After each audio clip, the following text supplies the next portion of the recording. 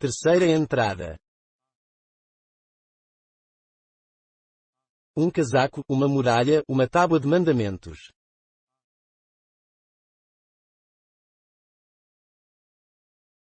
Dei uma vista de olhos a tudo o que ontem escrevi e vejo que escrevo com pouca clareza.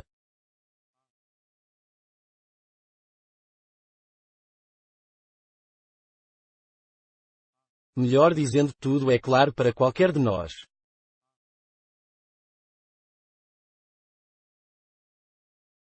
Mas é possível que o não seja para vocês, a quem eu não conheço, a quem o integral vai levar os meus apontamentos, e possível que só tenham lido o livro da civilização até à página a que chegaram os nossos antepassados há 900 anos.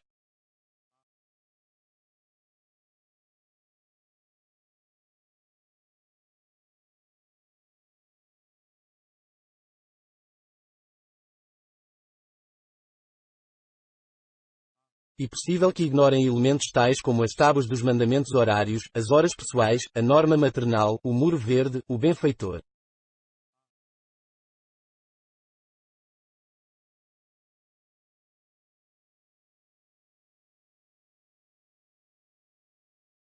Eu acho cômico e ao mesmo tempo difícil falar de tudo isto.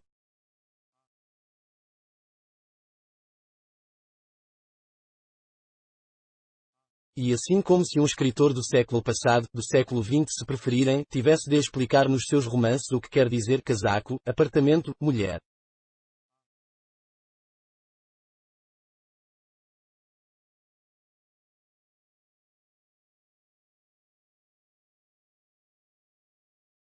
Se o romance tivesse de ser traduzido para os selvagens, como evitar a inclusão de notas a explicar o que quer dizer casaco?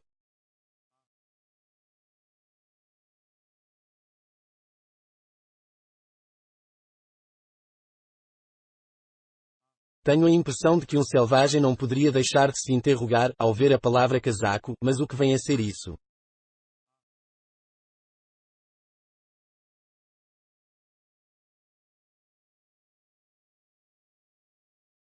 Deve ser uma coisa incômoda. O mesmo sentiram vocês, creio, quando eu lhes disser que, depois da Guerra dos 200 anos, nenhum de nós pôs os pés para lá do outro lado do Muro Verde.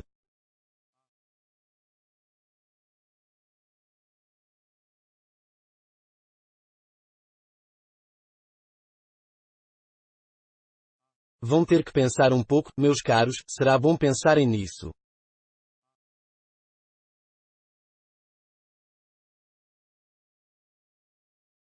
Porque é tudo muito claro, toda a história humana, tanto quanto nos é dado saber, é a história da transição das formas nómades para formas cada vez mais sedentárias.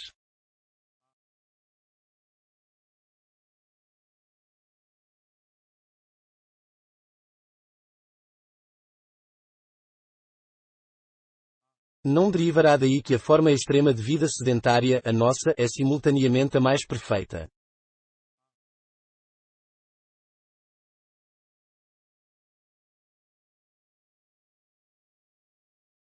Os homens desceram de um extremo do mundo para o outro, nos tempos pré-históricos, quando havia coisas como nações, guerras, traficâncias, os descobrimentos das várias Américas.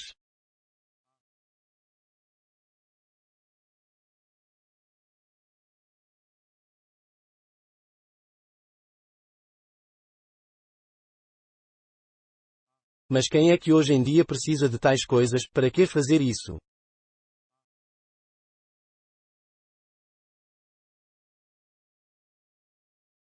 Eu admito que o hábito desta vida sedentária não fosse conseguido sem dificuldade, não foi obtido de um momento para o outro.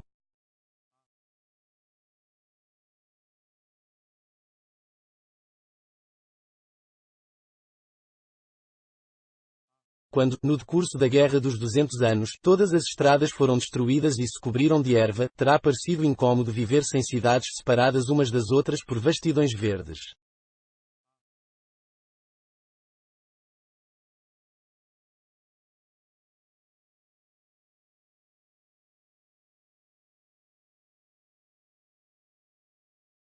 E depois?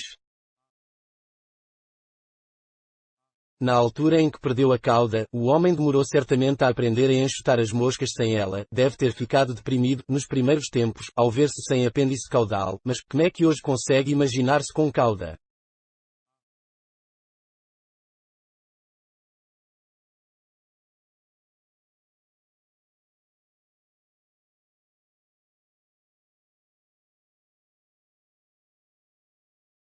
Como é que se imagina, despido, no meio da rua, sem casaco?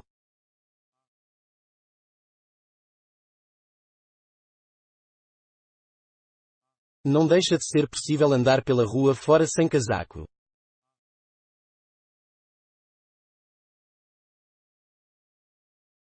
Ora, eu encontro-me exatamente numa situação semelhante a essa, não sou capaz de imaginar uma cidade que não tenha o seu muro verde, não sou capaz de imaginar a vida que não se apresenta envolta nas roupagens repletas de caracteres das tábuas dos mandamentos horários.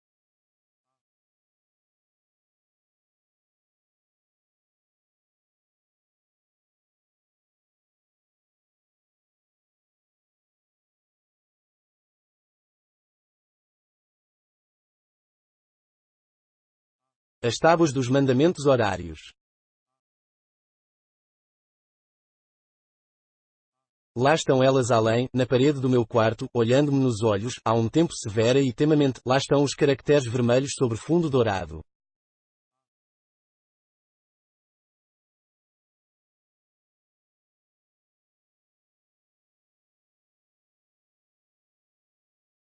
Involuntariamente, o que eles fazem lembrar é aquilo a que os antigos chamavam ícones, e dentro de mim embrota o desejo de compor versos, preces, trata-se de uma e a mesma coisa.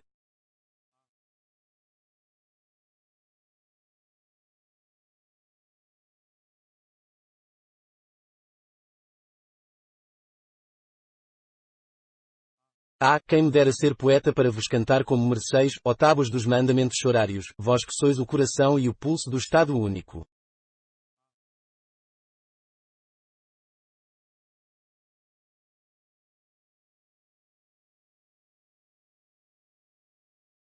Todos nós, e talvez todos vós, lemos, quando andávamos na escola, o maior monumento da antiga literatura que até nós chegou, os horários de todos os caminhos de ferro.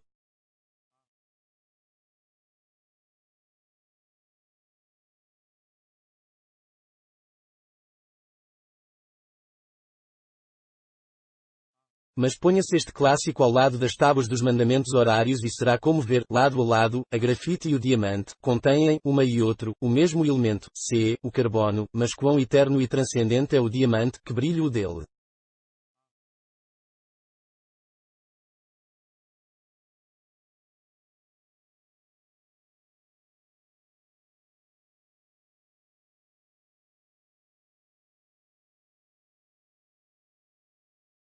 Quem é que não perde o fôlego ao mergulhar e ao percorrer as páginas das tábuas do tempo?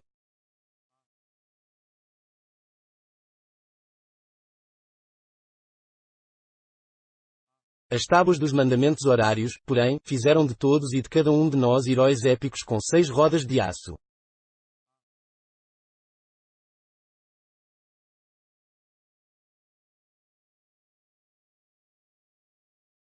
Todas as manhãs, com a precisão de uma engrenagem de 6 rodas, no mesmo minuto e no mesmo segundo, nós, milhões que somos, levantamo-nos como se fôssemos um só número.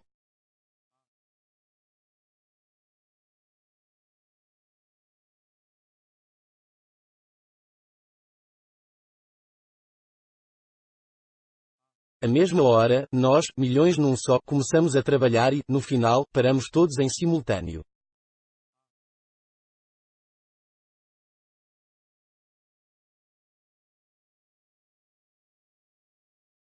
Unidos num só corpo com muitos milhões de mãos, todos nós levamos as colheres às bocas, no exato instante em que as tábuas dos mandamentos horários o preceitua.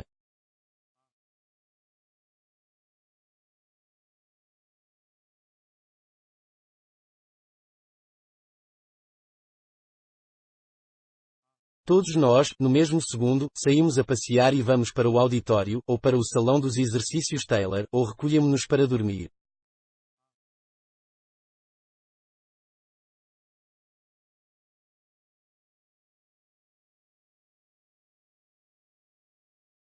Vou ser franco, não achávamos ainda, de forma absolutamente exata, a solução do problema da felicidade.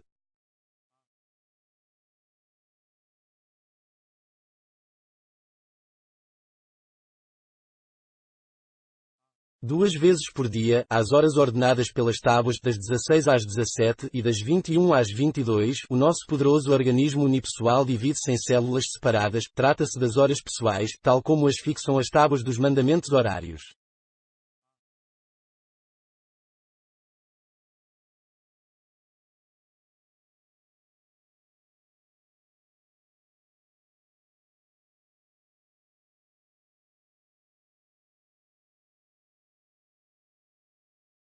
Nessas horas, podem ver-se nos quartos de alguns as persianas pudicamente fechadas, outros podem ser vistos a atravessar a avenida, gravemente, ao ritmo brônzeo da marcha do Estado Único, outros ainda podem ficar sentados às suas secretárias, como eu, neste momento.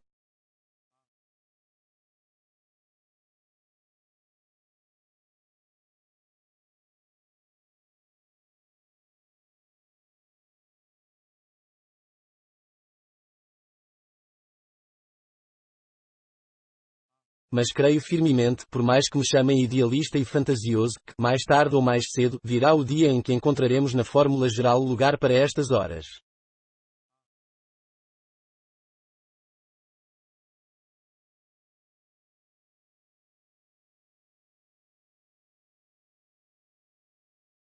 Virá o dia cujos 86.400 segundos sejam totalmente controlados pelas tábuas dos mandamentos horários.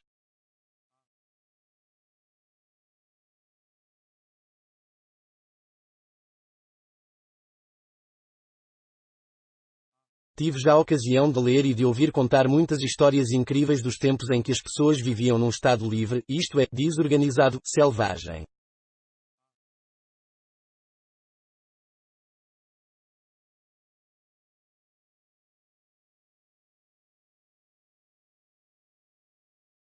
Mas o aspecto para mim mais inacreditável é o seguinte: como foi possível o poder governante, fosse ele embora o mais rudimentar, permitir ao povo viver sem uma regra idêntica às nossas tábuas dos mandamentos horários, sem passeios obrigatórios, sem um controle rigoroso das horas das refeições? Como pode ele consentir que as pessoas se levantassem e fossem para a cama quando muito bem lhes apetecia? Alguns historiadores afirmam até que, nesses tempos, ao que parecem, as ruas ficavam iluminadas durante a noite e que andava gente a pé e de carro pela rua.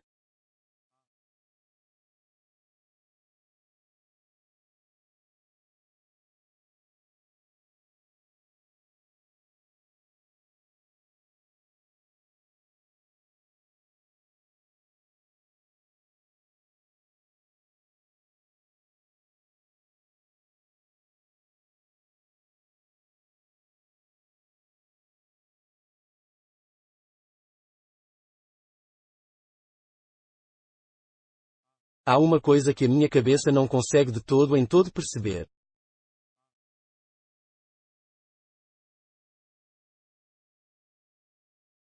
Será que, apesar de todas as limitações da inteligência, as pessoas não eram levadas a entender que tal modo de vida era um assassínio da população, um assassínio lento, adiado de dia para dia?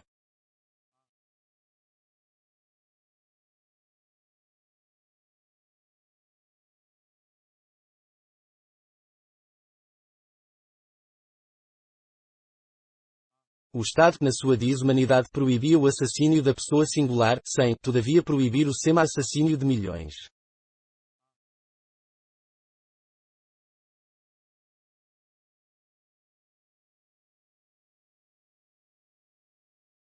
Era criminoso matar uma pessoa, ou seja, subtrair à soma total das vidas humanas uns 50 anos.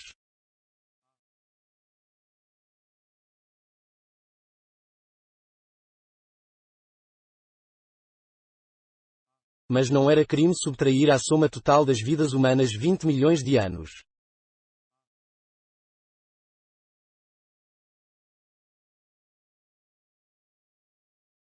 Digam lá se não dá vontade de rir. Qualquer número com 10 anos de idade é hoje em dia capaz de resolver este problema matemático-moral.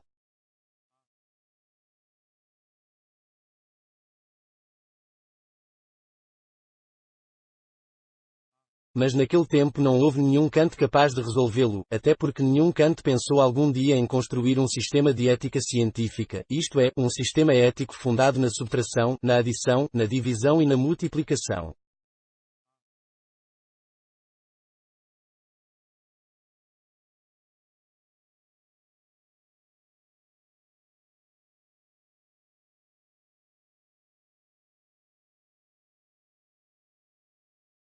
Vejam bem, não será absurdo o Estado tinha o atrevimento de se chamar Estado, consentir numa vida sexual sem controle de espécie alguma.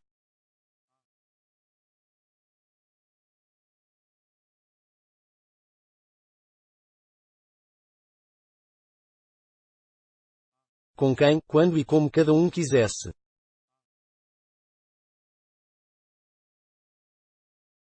De forma completamente anticientífica, como os brutos, e, tal como os brutos, procriava às cegas, a seu bel prazer.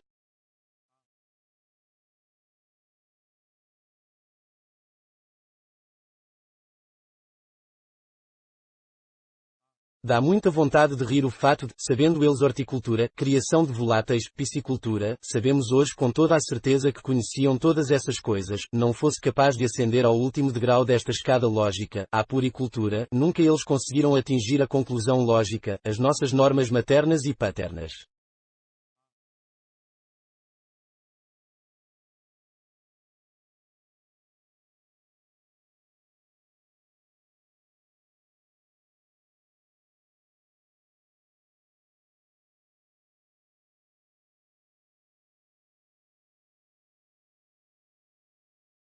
E tão ridículo, tão incrível, que, depois de ter escrito o que acima escrevi, me sinto apreensivo, e se os meus leitores desconhecidos me tomassem por um brincalhão?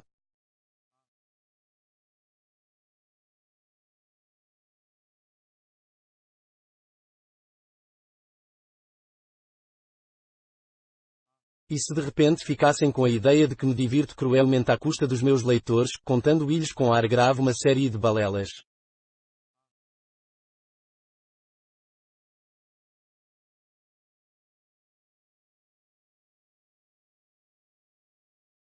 Antes de tudo, eu não sei gracejar, porque todo o gracejo disfarça certa falsidade.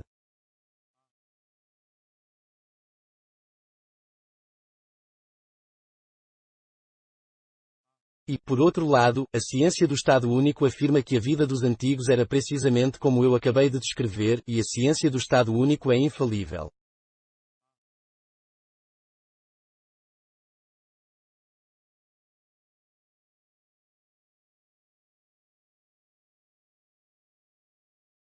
E, além disso, como se poderia falar de lógica governamental num tempo em que as pessoas viviam no estado de liberdade, isto é, como brutos, como macacos, como gado?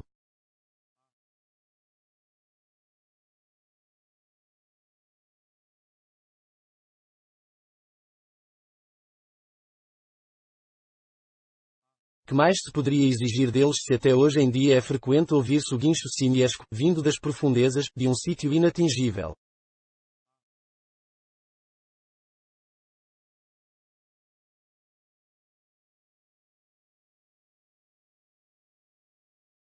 Felizmente, é só de vez em quando.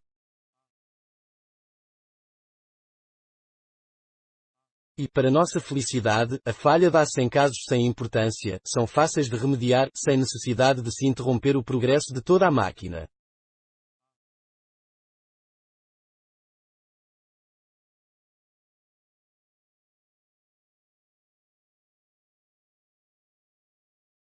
E para se substituir a corda avariada, temos a mão hábil e poderosa do benfeitor, temos os olhos experientes dos guardas.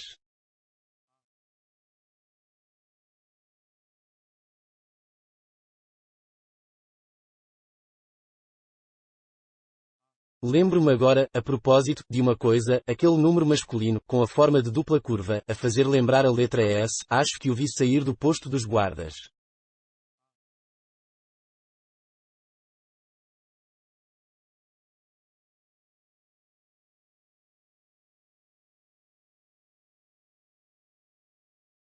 Percebo agora porque senti por ele um respeito instintivo e porque senti algum embaraço quando aquela estranha E330, na presença dele, confesso que aquele número feminino.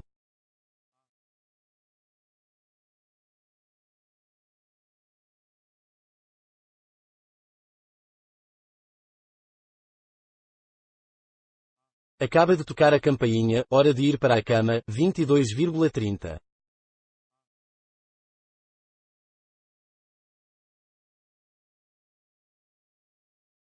Amanhã continuarei.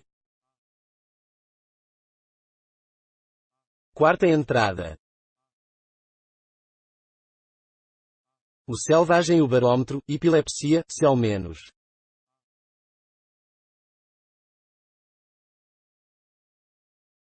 Até aqui, tudo me parecia claro, não será por mero acaso que olho com alguma parcialidade para a palavra claro.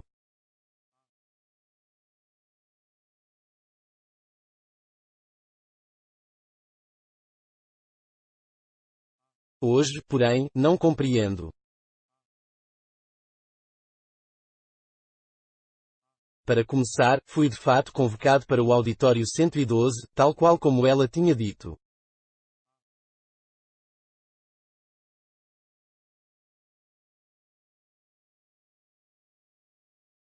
Embora a probabilidade de tal acontecer fosse 1500 igual a 3,10,000,000,20,000, representando 1500 os auditórios e sendo nós, números, 10 milhões.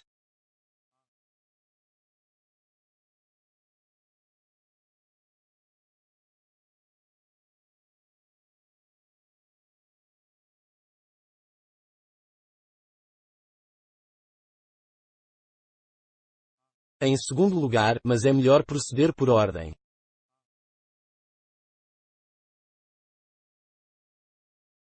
O auditório, um meio globo imenso de vidro compacto atravessado pelo sol.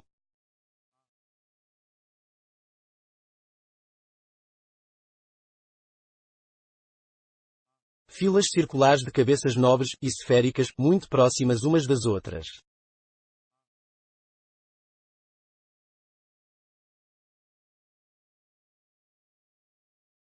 Com o coração a bater apressado, olhei em volta.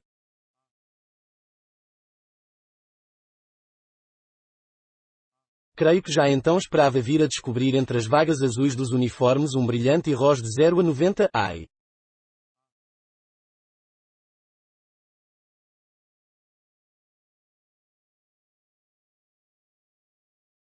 O que vi foram uns dentes brancos e afiados, que mais pareciam.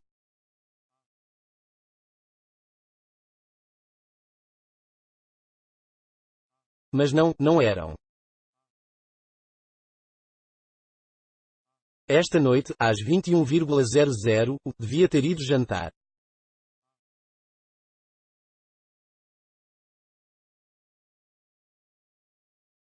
Era perfeitamente natural o meu desejo de vê-la.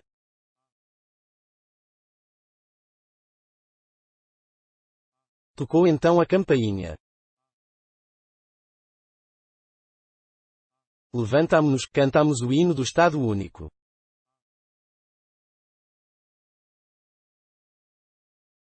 No estrado apareceu o nosso funeleitor, irradiando inteligência, junto de um alto-falante de ouro.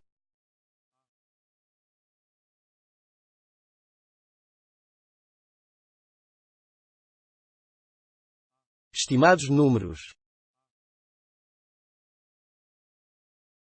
Os arqueologistas descobriram um livro do século XX, um autor irônico conta nele a história do selvagem e do barômetro.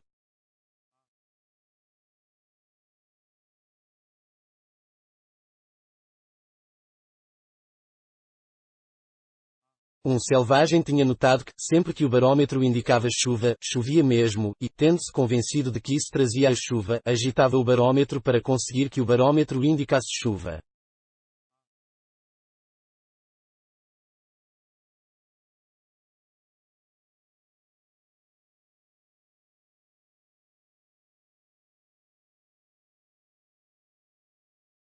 A tela mostrou um selvagem emplumado, abanando o barômetro, risos.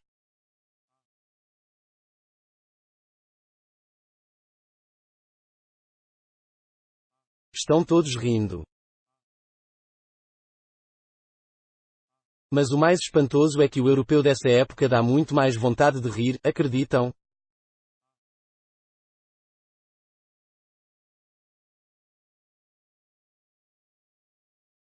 O europeu queria chuva, tal como o selvagem, o europeu queria chuva com um C maiúsculo, uma chuva algébrica.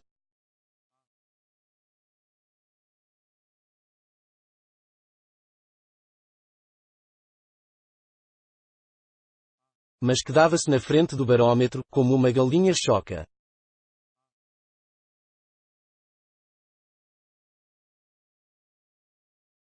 O selvagem acabava por ser muito mais ousado, enérgico e lógico, se bem que a sua lógica fosse bárbara.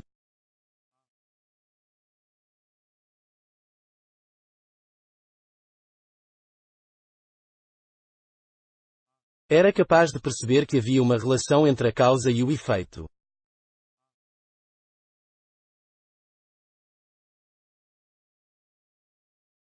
Agitando o mercúrio, dava o primeiro passo no caminho ao longo do qual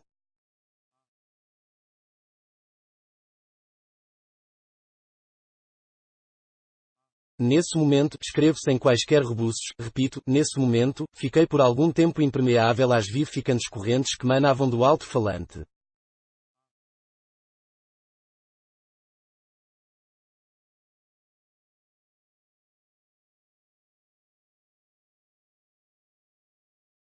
Tive a súbita impressão de que tinha sido inútil a minha vinda, inútil porque, se eu nada mais podia fazer do que comparecer, uma vez que tinha sido intimado a fazê-lo.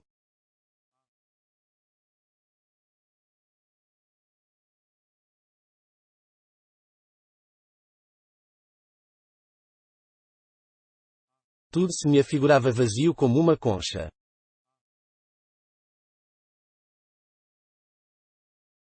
Tomou-se-me difícil concentrar-me na altura em que o funeleitor atacou o tema central, o da nossa música, da composição matemática da nossa música.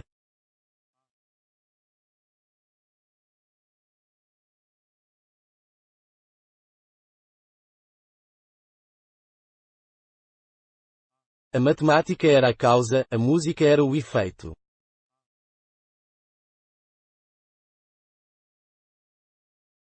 Tendo passado à descrição do musicómetro recentemente inventado.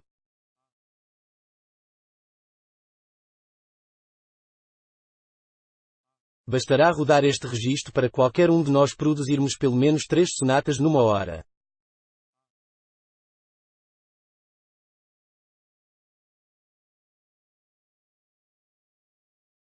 Comparem esta facilidade com as dificuldades que os nossos antepassados experimentavam para obterem o mesmo resultado.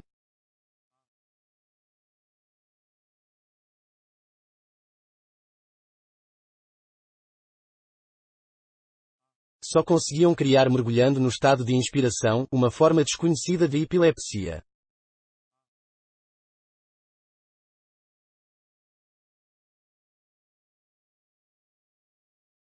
E vão agora ouvir uma divertida demonstração daquilo que eles conseguiam obter, um trecho musical de Scria Bain, um compositor do século XX.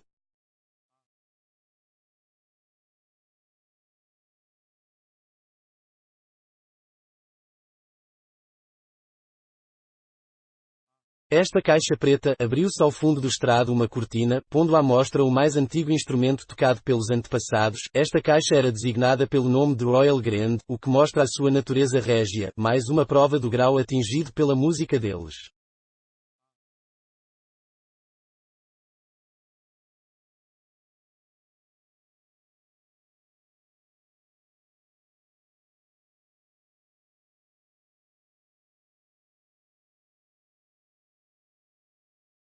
Aqui, não me lembro do resto, provavelmente porque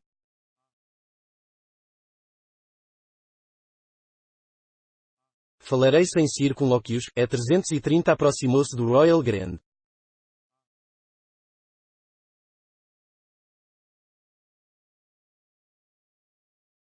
E eu devo ter ficado emocionado com uma aparição tão inesperada.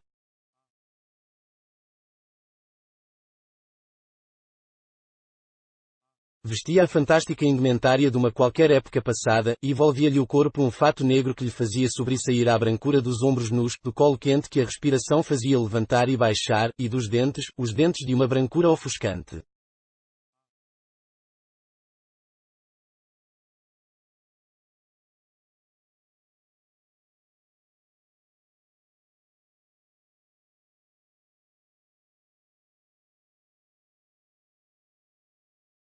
Um sorriso ofereceu-nos um sorriso autêntico.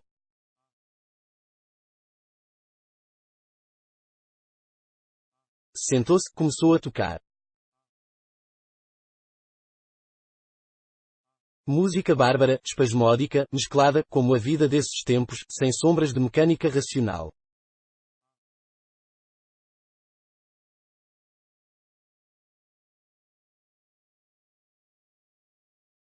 Tinha razão todos os que à minha volta se riam.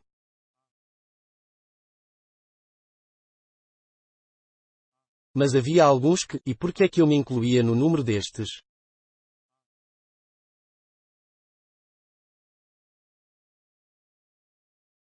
Sim, a epilepsia é uma doença psíquica, uma dor psíquica.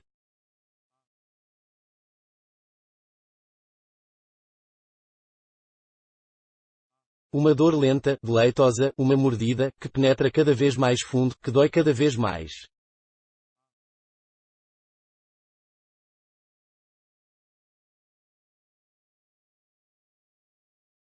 E então, lentamente, o sol.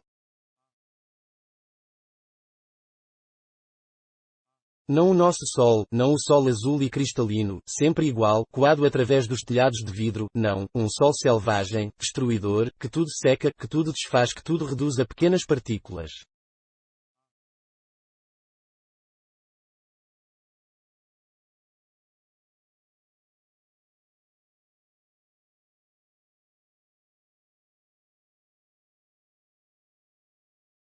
O número sentado à minha esquerda observou-me pelo canto do olho e soltou uma risada de escárnio.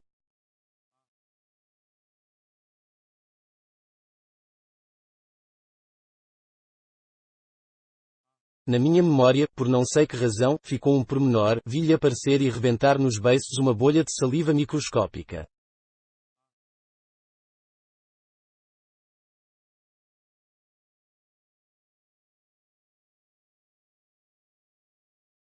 Esta bolha fez com que eu voltasse a mim.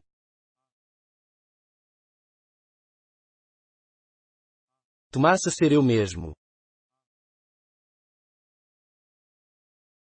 Tal como os outros, o que agora ouvia era o ruído incongruente e frívolo das cordas percutidas.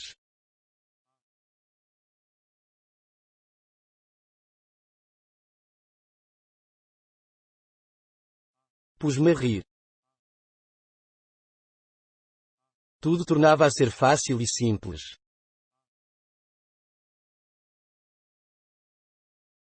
O talentoso Funo Leitor fez uma descrição vivíssima daquela época e, foi tudo.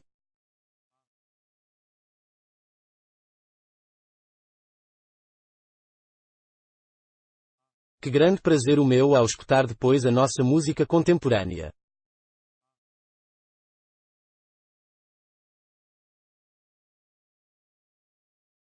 Foi executada no final da palestra, para mostrar bem o contraste.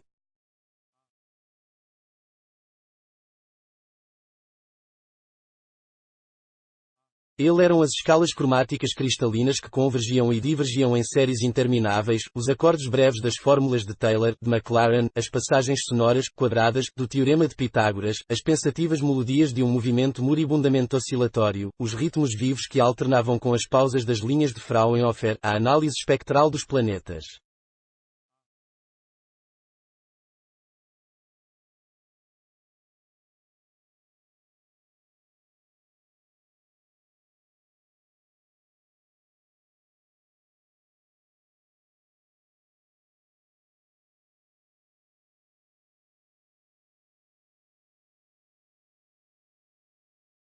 Quanta grandeza, que regularidade inflexível.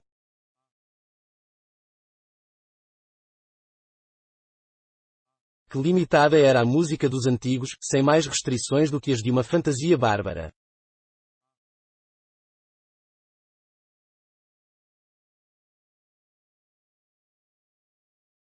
Todos os números saíram do auditório, em filas de 4, como habitualmente.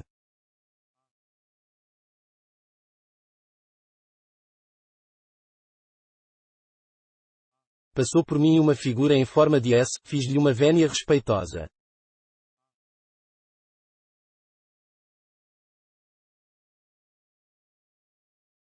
A adorável luz chegaria daí a 1 hora.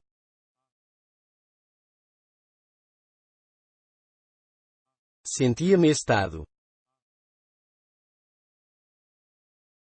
Ao chegar a casa, corri para o gabinete da vigilante, mostrei o bilhete cor-de-rosa e recebi um certificado que me conferia o direito às persianas.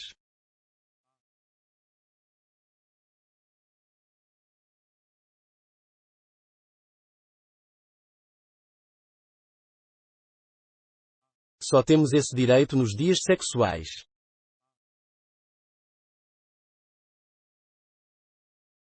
Normalmente, vivemos cada instante à vista de todos, sempre banhados em luz e cercados de paredes de vidro que parecem feitas de ar refulgente.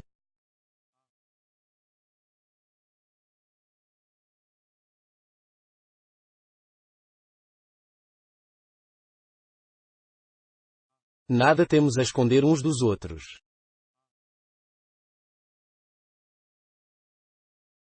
Esta forma de viver, assim às claras, facilita a difícil e nobre missão dos guardas.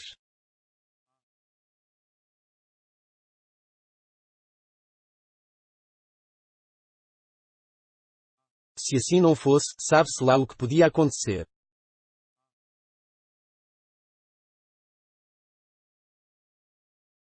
E muito possível que as habitações opacas dos antigos estejam na origem da sua triste psicologia celular.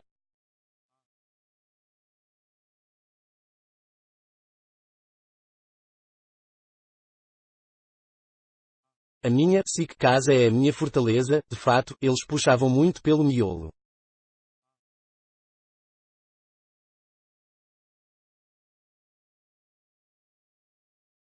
Às 22 horas baixei as persianas e, nesse exato momento, chegou Isva Furida.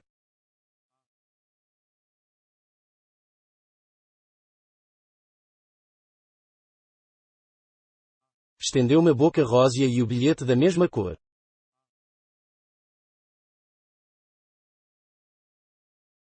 Rasguei o talão do bilhete, mas da sua boca rósea só me retirei no momento derradeiro, às 22,15.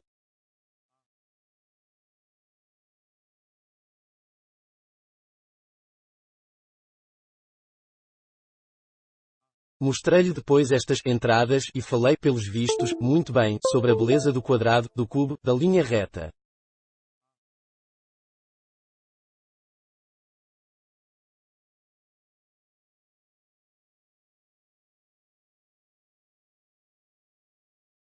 Mostrei-lhe depois estas entradas e falei pelos vistos, muito bem, sobre a beleza do quadrado, do cubo, da linha reta.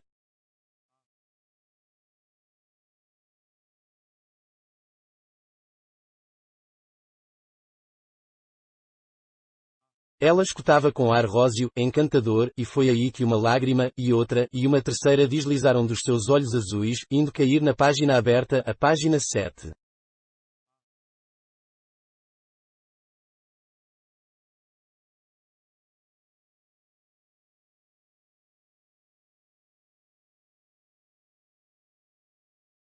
A tinta esborratou.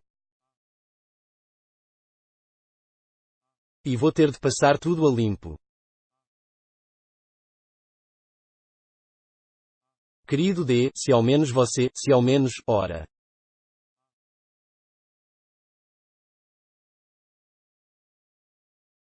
Se ao menos o quê, se ao menos o quê, será que ela vai voltar à lenga-lenga antiga, vai querer ter um bebê?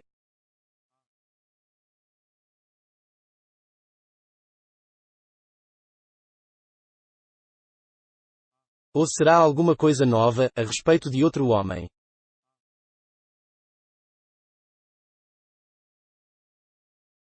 Muito embora, se assim fosse, tenho a impressão de que, não, seria demasiado absurdo.